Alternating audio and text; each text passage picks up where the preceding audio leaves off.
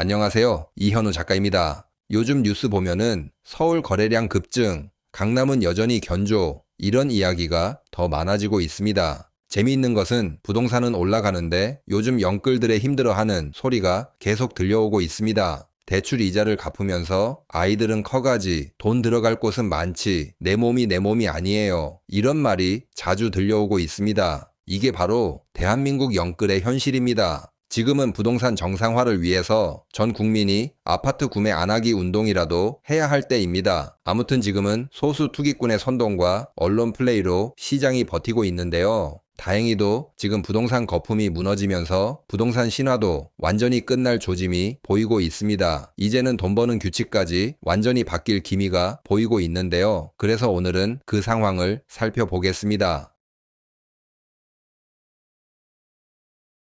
먼저 지금 언론에서 서울 아파트 올라간다고 더욱 크게 외치는 이유는 따로 있습니다. 6월에 분양 물량이 쏟아지고 있기 때문입니다. 지금 그래프를 보시면은 뭔가 급격하게 올라가는 것이 보입니다. 전국 분양 물량이 1월, 2월, 3월 저조했다가 4월부터 급격하게 올라가는 모습입니다. 연초에는 분양 물량 없다고, 나중에 공급이 없을 것이라고 엄청 겁을 주더니 지금은 반대로 분양 물량이 폭등하고 있습니다. 특히 그래프에서는 연한 갈색은 지방이고 연한 오렌지색은 수도권입니다. 수도권의 분양 물량이 전체의 60% 이상을 차지하고 있습니다. 그래서 언론들이 요즘 서울 부동산 계속 오른다, 양극화가 계속 진행된다, 이런 소리를 하고 있던 것입니다. 분양 물량을 받아줄 호구를 모집하는 영업을 열심히 하고 있던 것입니다. 이제 우리나라 언론들이 건설사의 마케팅 부서라는 것을 모르는 사람이 없을 정도로 아주 대놓고 광고를 하고 있습니다. 그리고 분양 시즌이 오니까 또 서서히 활동을 하시는 분이 계십니다. 제가 예전에 영끌 치어리더 교수님들 3분을 콕 집어서 비판드린 적이 있습니다. 한 분은 그냥 조용히 도망가셨고, 한 분은 요즘 저와 비슷하게 부동산에 돈이 쏠려서 경제가 위험하다고 의견을 바꾸셨습니다. 아무튼 이제는 건설사 앞잡이 안 하시니까 박수를 보내드리는 것이 맞다고 생각합니다. 비판한 보람이 약간 있는데요. 하지만 3분 중에서 한 분이 요즘 다시 슬금슬금 등장하고 계십니다. 영끌 선동하면서 여기저기 언론 등장하고 돈을 벌었던 추억을 잊지 못하신 듯합니다. 과거처럼 과감하게 이야기하지는 않지만 역시 오르는 데는 오른다, 이런 식으로 둘이 뭉실하게 영끌 치어리더 선동질을 할 기미를 보이고 있습니다. 2023년, 2024년에도 영끌 선동으로 수많은 사람들 2차 영끌로 떠밀었고, 기존 영끌들이 매물을 안 던지고 버티도록 가스라이팅 했던 것이 이제 밝혀졌습니다.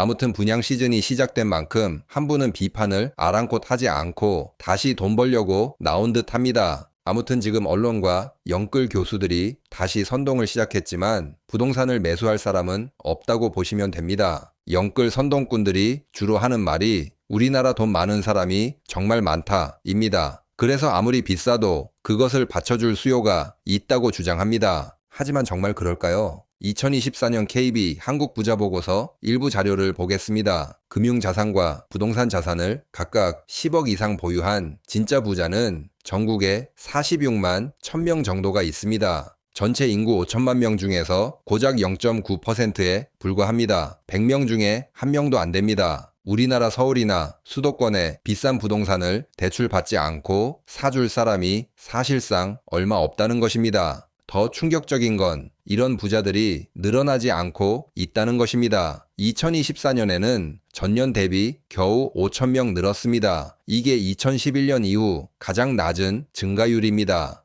그리고 이 46만 명 중에서 70% 이상이 이미 수도권에 살고 있고 45% 이상은 서울에 거주합니다. 그리고 서울 부자 약 21만 명 중에서도 45% 이상이 강남 3구에 집중되어 살고 있습니다. 이게 무슨 뜻일까요? 살 수 있는 능력을 가진 사람들은 이미 다 샀다는 겁니다. 서울 부동산을 살 수 있는 신규 구매층은 로또를 2번 맞은 사람들밖에 없습니다. 이제부터는 수요는 많다, 돈 많은 사람이 많다, 이런 애매한 논리로 집값을 띄울 수는 없습니다. 그리고 부동산 신화가 무너지고 있다는 것을 가장 잘 나타내는 것은 부동산 경매 신청 건수입니다. 지금 보시는 그래프는 부동산 임의 경매 신청 건수를 1월부터 5월까지 종합해서 최근 3년치를 정리한 그래프입니다. 그래프를 보시면은 어떤 느낌을 받고 계시나요? 경매가 정말 폭증하고 있구나 이런 생각이 드실 것입니다. 2023년 대비 2025년 불과 2년 만에 13,000여 건이었던 것이 올해 같은 기간에는 22,000건을 훌쩍 넘겼습니다. 문제는 앞으로 경매가 더욱 쏟아질 것입니다.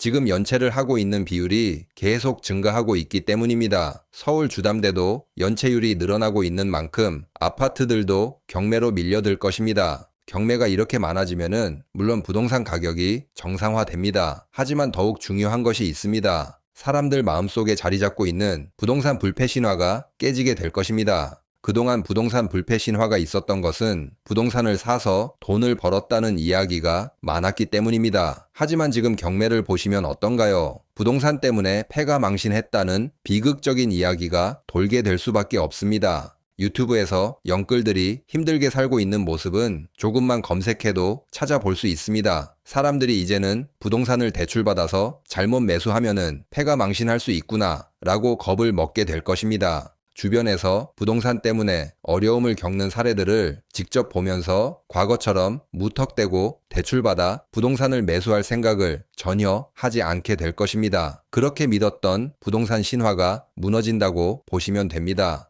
그리고 지금 PF 사업장에서 재미있는 사건이 벌어졌습니다. 사업이 진행이 안 되니까 돈을 다시 돌려주니마니 이러면서 소송이 시작되고 판결까지 나왔습니다. 시행사가 책임지고 건설을 담당한 만큼 시행사가 돈을 다 물어줘야 한다고 판결이 나왔습니다. 이제부터는 PF 시장은 진흙탕 싸움으로 가게 될 것입니다. 사실 누가 이기든 중요하지 않습니다. 누가 이겨도 전혀 이긴 게 아닌 싸움이 되게 됩니다. 이와 관련된 내용은 제가 다른 영상에서 자세히 분석해 드리도록 하겠습니다. 다만 이번 판결로 많은 소송이 이어질 것입니다. 그동안 부실을 미루고 돌려 막으면서 버텼는데 더 이상 기다리기 어려운 쪽에서 내 돈이라도 내놔라. 나는 여기서 빠질게 하고 항복을 선언한 것입니다. 이런 소송이 많아지면 많아질수록 결국 경매가 늘어나게 될 것입니다. 돈을 안 주는 시행사가 판결이 났다고 순순히 돈을 돌려줄 리 없습니다. 결국 많은 PF 사업장들이 경매로 향하게 될 것입니다.